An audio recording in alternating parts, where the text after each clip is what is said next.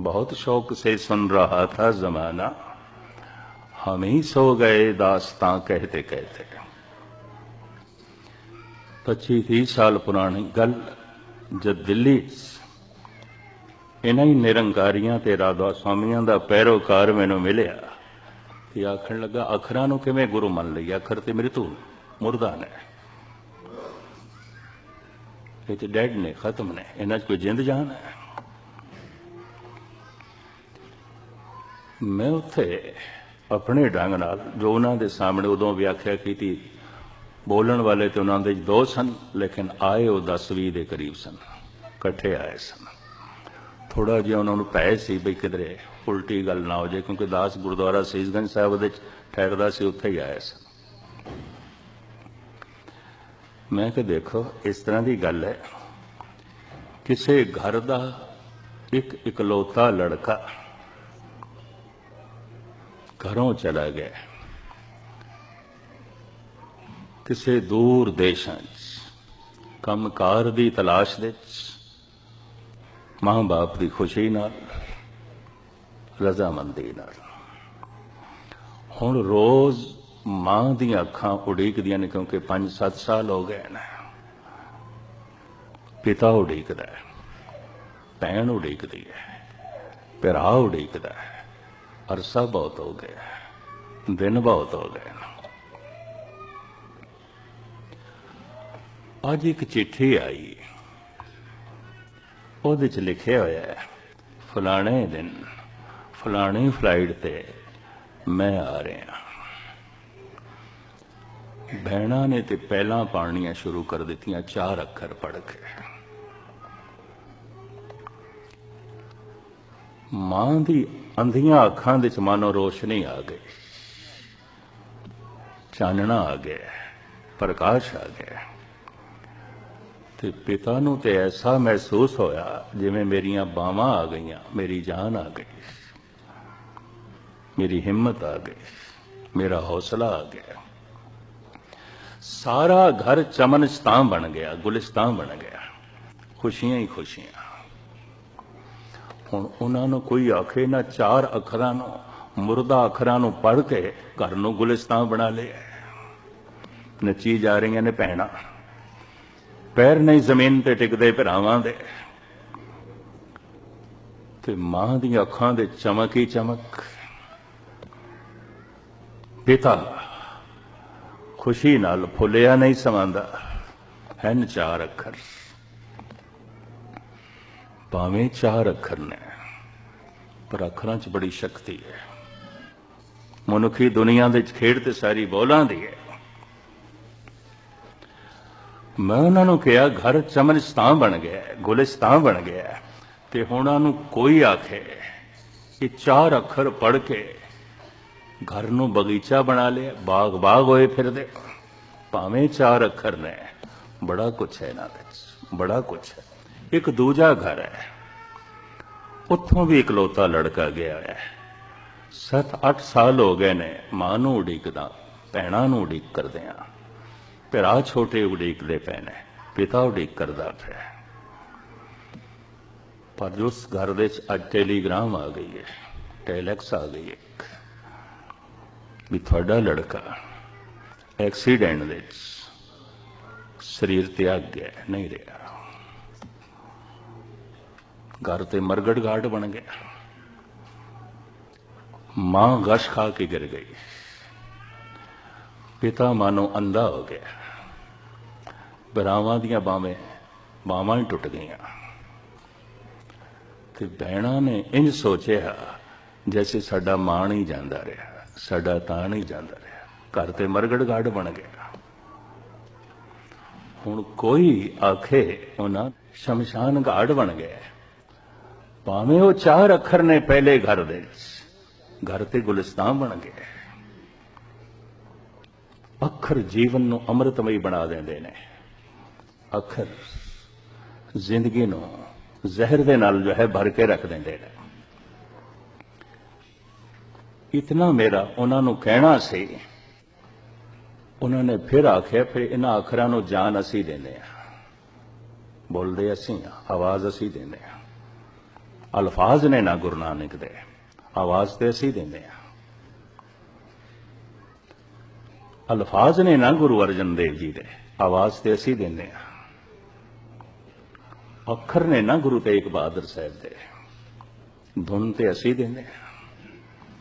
राधा स्वामिया का यह मूल प्रचार है। इस वास्ते अखर साडे मुताज ने, साडे अधीन ने। व्याख्या असी करते हैं, समझाते असी हाँ, सुनाते असी हाँ। तो थानू इस दे की इतराज है? असी गुरु हाँ, तुसी सारे भारत विच कानू साडी पग लांदे फिरदे हो। उस किताब दे बहुत कुछ कौड़ा इन्होंने बाद च लिखिया, जिहड़ी वंडी इन्होंने। खैर मुख्तसर मैं अर्ज करा, मैं उन्होंने सामने एक दलील रखी सी, अज रखते हैं थोड़े सामने। मैं कि एक अनपढ़ स्त्री है, बेचारी पढ़ी लिखी नहीं, उसका पति परदेश गया, समा पाके उसने घर लंबी चौड़ी चिट्ठी लिखी है और लिखी है पत्नी नूं। हुण जिस तरह का रिश्ता होवे, जिस तरह का संबंध होवे, संबंधित अल्फाज वैसे ही होंदे ने। भरा भरा नूं चिट्ठी लिखे तो भरा करके संबोधन करेगा ना, ते पिता पुत्र नूं चिट्ठी लिखे तो पुत्र करके संबोधन करेगा। मित्र मित्र नूं चिट्ठी लिखे तो मित्र करके संबोधन करेगा। पति पत्नी नूं चिट्ठी लिखे तो पत्नी करके संबोधन करेगा।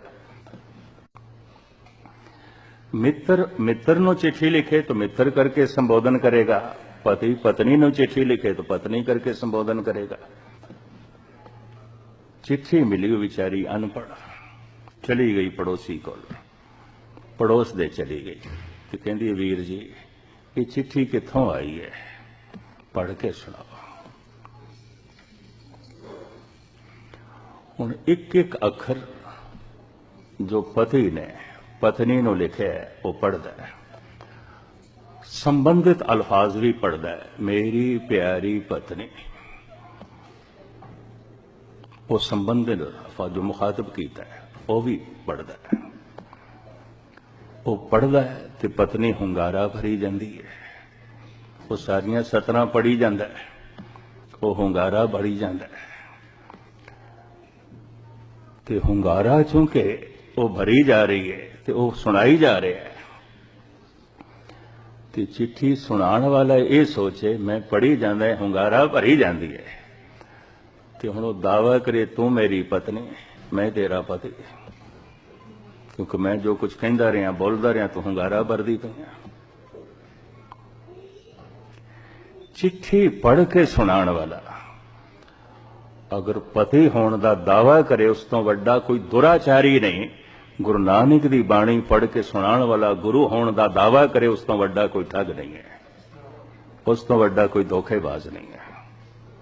ये तो धोखा है। मैं कहा तुसीं धोखा पे करते हो। चिट्ठी किसे दी ते मालक आप पे बनते हो। इत्थे ते गुरु नानक भी मालिक नहीं बनते, कहंदे खसम दे बोल ने, मेरे बोल ही नहीं ने। जैसे में आवे खसम की बाणी, कैसड़ा करी ज्ञान वे लालो। थे तो दावा गुरु नानक भी नहीं करते। दूसरी तर्क भी मैं थोड़े सामने रख दें, समाउन लगा निरंकारी ते राधा स्वामिया दी। और मैनू कहन लगे हजारां साल तो जैन बौद्ध ते सनातनी पत्थर की पूजा करते रहे, सिख कागज की पूजा कर देना, कागज की पूजा कर देना। कोई नवी खेड तो ना हुई। जागत जोत जपै ने सबासरे किथे हो गई, ये गल किथे गई। मैनू कहन लगे पत्थर ते कागज तुसी स्पष्ट कर सकते हो। कागज चेतन है ते पत्थर जड़ है। जे पत्थर जड़ है तो कागज भी जड़ है। फिर जड़ गुरु है, कागज गुरु है। वो पत्थर नूं पूजदे रहे, तुसी कागज नूं पूजदे। भगत रविदास जी का एक बोल उस जमाने च मैं उन्होंने सामने रखिया सी। जिस तो बाद उन्होंने फिर एक किताब जो लिखी ते थां थां ते वंडी। भगत जी दा बोल, तर तार अपवित्र कर मानिए रे, जैसे कागरा करत विचारन। कागज दी विचार करो। कागज कोई पूजनीक नहीं है, कोई महान नहीं है, कोई उत्तम नहीं है। पुराने जमाने च बनदा सी ताड़ी दे बुरादे च, अजकल बांस तो बनदा है, लकड़ा तो बनदा है, घास तो बनदा है। उस जमाने च ताड़ी तो बनदा सी ते ताड़ी दा दरख्त खजूर जैसा हुंदा, उहदे च एक रस निकलदा है, उहदे च शराब वर्गा नशा है। ताड़ी दे ठेके ने बंगाल दे च, बिहार दे च, आसाम दे च और यूपी दे च। ताड़ी बिकदी है, जिवें ठेकियां ते उत्थे शराब बिकदी है भारत दे च, इस तरह ताड़ी बिकदी। ताड़ी च नशा है। ये दरख्त खजूर जैसा हुंदा है, पछ ला के नाल भांडा बन देंदे ने, बूंद बूंद ताड़ी निकलती रहती है, और जैसे भांडा भर जाता है वो उतार के दूजा ला देंदे। उस रस दे च नशा हुंदा है। मिठास उस दरख्त दे च इतनी ज्यादा हुंदी है, त्रक के अपने आप शराब बन जाती है, नशा बन जाती है। शास्त्रकार इस दरख्त नूं अपवित्र मनते हैं। रविदास ने उसका जिक्र किया। तर तार अपवित्र कर मानिए रे, पहली करतारपुर साहब की भीड़ जो भाई गुरदास जी ने लिखी ते गुरु अर्जन देव जी महाराज ने लिखाई, वो ताड़ी दे दरख्त दे बने हुए कागज दी, हाथ नाल जो कागज बने, 4-5 बंदे मिल के ही प्रकाश कर सकते हैं, कला बंदा नहीं। काफी वजन है, अंदाजन 150 किलो ते उसका वजन है। किस तरह कोई प्रकाश करेगा, कला नहीं कर सकता। एक एक पत्रे का काफी वजन है। हुण चूंकि बिरद हो गई है, हाथ लाने बुरदे भी ने पत्रे।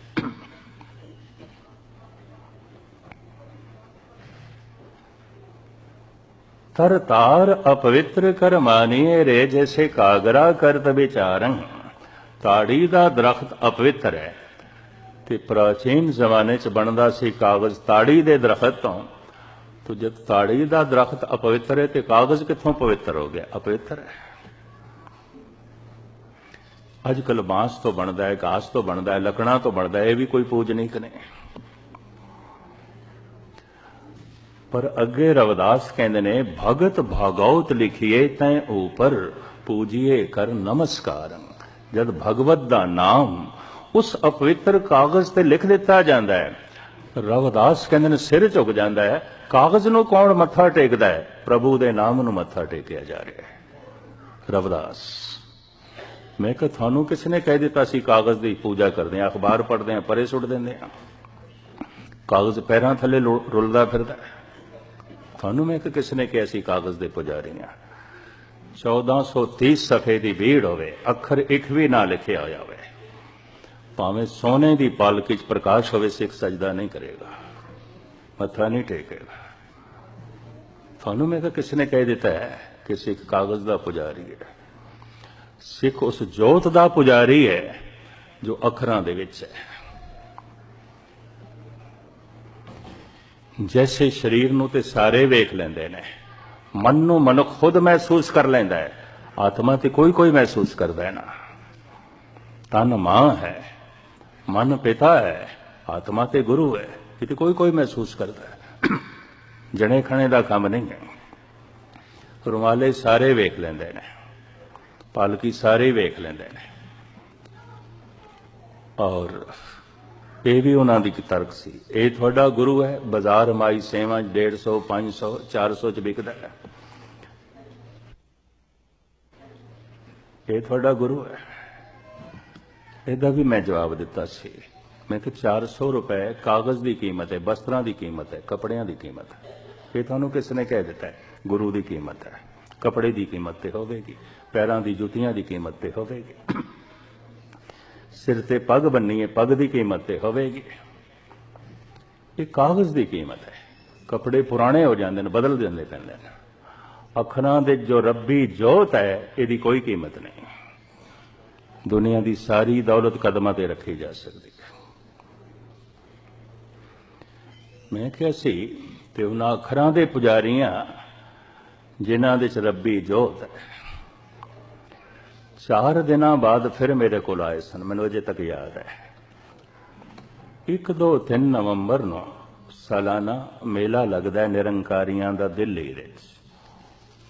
हुण ते अपने प्रचार दे राहीं वो इतने वध गए ने कि कम से कम 20-25 लगदा इकट्ठ हुंदा है। दिल्ली दे विच इन्ना इकट्ठ होर किधरे भी नहीं आउंदा है।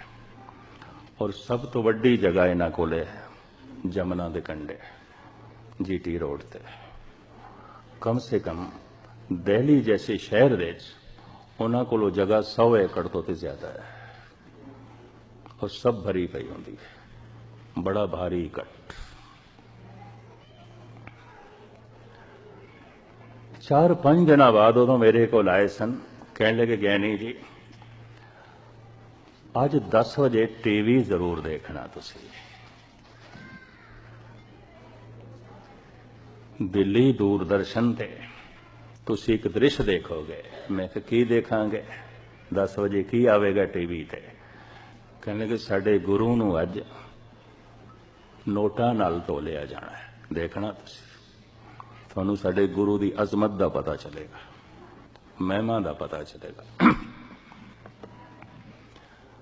गलबात करदे पर उठ के चले गए, एकदम भजे। वाकई दूसरे दिन मैं देखा तराजू सी, एक दे चो आप बैठा, दूजे च नोट रखे गए, करंसी नोट। और ये सारे भारत दे ये प्रोग्राम टेलीकास्ट होया, दिखाया गया। प्रचार करने का उन्हां दा एक ढंग। दूजे दिन आ गए, उदों तो एकदम उठ के चले गए। कहने लगे ज्ञानी जी देखिया सी। मैं कहा तुसी कहा सी तो फिर मैं देखिया। कहने लगे हुण ते तुहानूं साडी गुरु दी अजमत दा पता चलिया ना। साडे गुरु नूं नोटां नाल तोलिया गया। मैं कहा पहले मैनूं दसो ये जिहड़ी तुला है, ये जिहड़ी तराजू है, ये आलमे वजूद विच क्यों आई? बहुत लंबा समा नहीं होया। मैं कि इस तो पहले वस्तुआं दे बदले वस्तुआं दित्तियां जांदियां सन।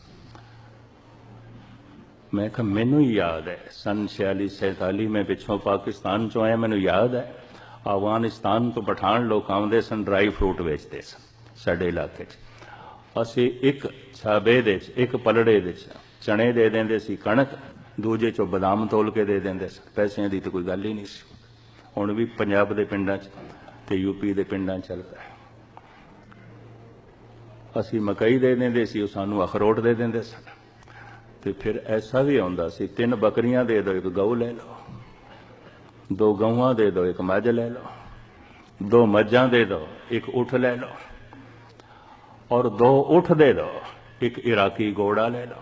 इस तरह सी, इस तरह हुंदा सी। वस्तुआं दे बदले वस्तुआं, चीज़ां दे बदले चीज़, चीज़ां दे बदले चीज़। फिर करंसी दा चलन होया ते ये तुला आ गई, तकड़ी आ गई।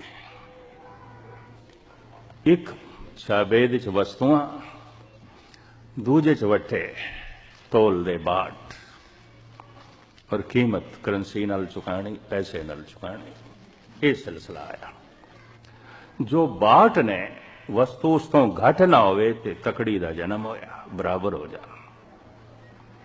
2 पलड़े बराबर करने ने ताकि घट वध ना होवे।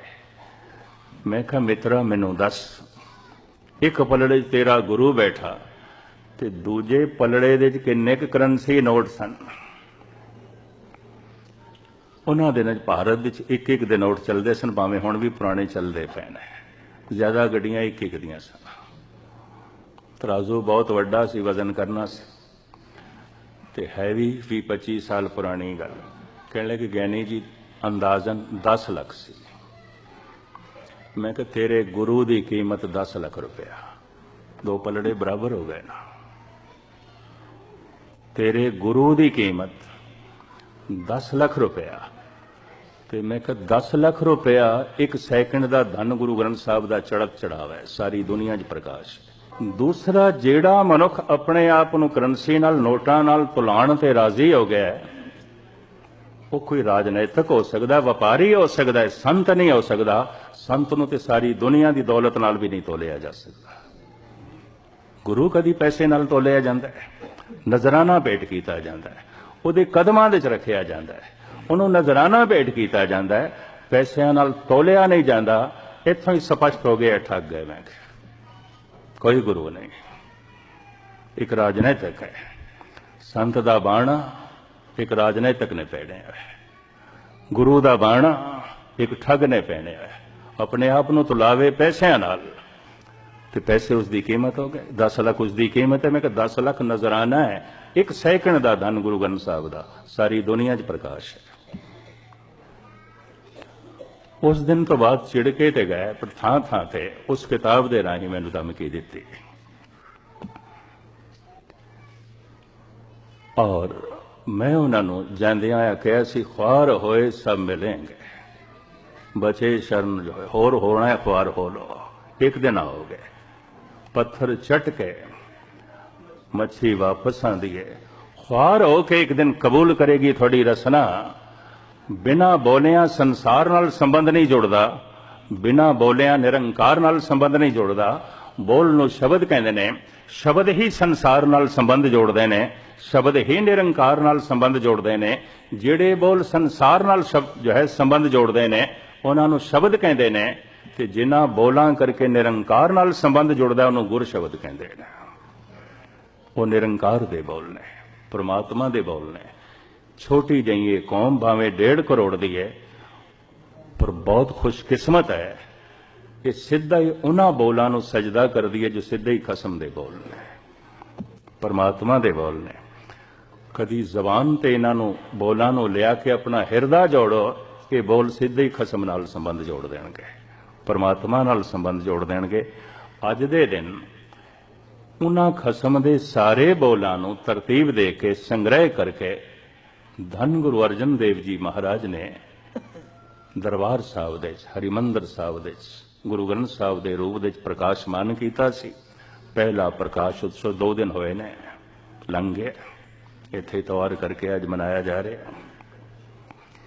इस तरीके नाल पहला प्रकाश करके ऐलानिया गुरु अर्जन देव जी ने जो कुछ कहा वो कह के मैं समाप्ति कर दिया। सतगुरु के शरीर हैं जो सब थान समय सब ना दरसे हैं। ये मेरा शरीर सारी जगह ते नहीं है, ये दर्शन सारी जगह नहीं कर सकते। मैं एक जगह हाँ, दूजी जगह नहीं हाँ, ते फिर अज हाँ ते कल नहीं आ, हर समय भी नहीं आ ते हर जगह भी नहीं आ। ग्रंथ हृदय गुरु को एहो जानो, उत्तम है सब काल रहे। गुरु जानना गुरु ग्रंथ साहब नो महान ने, हर जगह ते ने और हर समय ने, हर वक्त ने। गुरु मेरे संग सदा है नाले, जो सदा संग नहीं वो प्रभु नहीं, जो सदा संग नहीं वो गुरु नहीं। जंगल दे च मनुख बैठा है, पढ़ रहे है जपजी साहब, गुरु मेरे संग सदा है नाले। सफर कर रहे है, जबान पे वाहिगुरु वाहिगुरु दा जप है, गुरु मेरे संग सदा है नाले। शब्द ते सदा संग है, सदा अंग संगे अभंग अंग विभूते। जो सदा संग नहीं वो परमात्मा नहीं है, और जो सदा संग नहीं वो गुरु नहीं है। दोहरा दे हाँ, प्रकाश दे रूप दे जो परमात्मा है वही शब्द दे रूप दे गुरु है, और जो शब्द दे रूप दे गुरु है वही प्रकाश दे रूप दे परमात्मा है। क्योंकि प्रकाश होंदा है शब्द नाल, घर दे प्रवेश मिलता है। दर तो पहले दर ते आना पैंदा है, पहले जबान ते शब्द नूं लेना पेगा, हिरदा जोड़ना पेगा, फिर प्रकाश हो जाएगा। इस वास्ते गुरु द्वार है, गुरु द्वार है। ये तो इस देश में मैं देखता पाया, लोग गुरु घर कहने लग पे ने, गुरु द्वारा है। घर परमात्मा है, दर गुरु है। सो दर केहा सो घर केहा। ये शब्द ज्यादा इधर पर चलता है इन्होंने देशा जाके। गुरु द्वारा है, गुरु द्वार है। घर परमात्मा है, गुरु दर है, घर ईश्वर है। जो शब्द दे रूप दे दर है वही प्रकाश दे रूप दे घर है, और जो प्रकाश दे रूप दे घर है वही शब्द दे रूप दर है। तुसी दर तक पहुंच जाओ, घर तक आपे पहुंच जाओगे। ਸੁਰਤ ਨੂੰ ਸ਼ਬਦ ਨਾਲ ਜੋੜੋ, ਸ਼ਬਦ ਨੇ ਘਰ ਦੇ ਵਿੱਚ ਪ੍ਰਵੇਸ਼ ਕਰਾ ਦੇਣਾ ਹੈ, ਪਰਮਾਤਮਾ ਨਾਲ ਜੋੜ ਦੇਣਾ ਹੈ। ਇਸ ਵਾਸਤੇ ਗੁਰਬਾਣੀ ਕਹਿੰਦੀ ਹੈ, ਨਾਨਕ ਸੋ ਦੇ ਸਿਮਰਤ ਵੇਦ ਪਾਰ ਬ੍ਰਹਮ ਗੁਰੂ ਨਾਹੀ ਬੇਦ। ਸ਼ਬਦ ਗੁਰੂ ਪੀਰਾ ਗਹਿਰ ਗੰਭੀਰਾ, ਬਿਨ ਸ਼ਬਦੇ ਜਗ ਬਹੁ ਰਾਨਾ। ਸ਼ਬਦ ਹੀ ਮਹਾਨ ਗੁਰੂ ਹੈ, ਗਹਿਰ ਗੰਭੀਰ ਹੈ। ਸੁਰਤ ਇਸ ਨਾਲ ਜੁੜੇ ਤੇ ਫਿਰ ਪ੍ਰਭੂ ਦਾ ਪ੍ਰਕਾਸ਼ ਹੋ ਜਾਂਦਾ ਹੈ, ਚਾਨਣਾ ਹੋ ਜਾਂਦਾ ਹੈ। ਸਾਹਿਬ ਰਹਿਮਤ ਕਰਨ ਅੱਜ ਦੇ ਦਿਨ ਇਹ ਜੋ ਪਹਿਲਾ ਪ੍ਰਕਾਸ਼ ਉਤਸਵ ਮਨਾ ਰਹੇ ਹੋ, ਸਾਹਿਬ ਰਹਿਮਤ ਕਰਨ ਸ਼ਬਦ ਦਾ ਪ੍ਰਕਾਸ਼ ਵੀ ਸਾਡੇ ਹਿਰਦੇ 'ਚ ਹੋ ਜਾਏ, ਤਾਂ ਕਿ ਇਹ ਪ੍ਰਕਾਸ਼ ਉਤਸਵ ਮਨਾਇਆ ਹੋਇਆ ਸਹੀ ਮਾਇਨੇ 'ਚ ਸਫਲ ਹੋਵੇ। ਇਤਨੀਆਂ ਵਿਚਾਰਾਂ ਪ੍ਰਵਾਨ ਕਰਨੀਆਂ।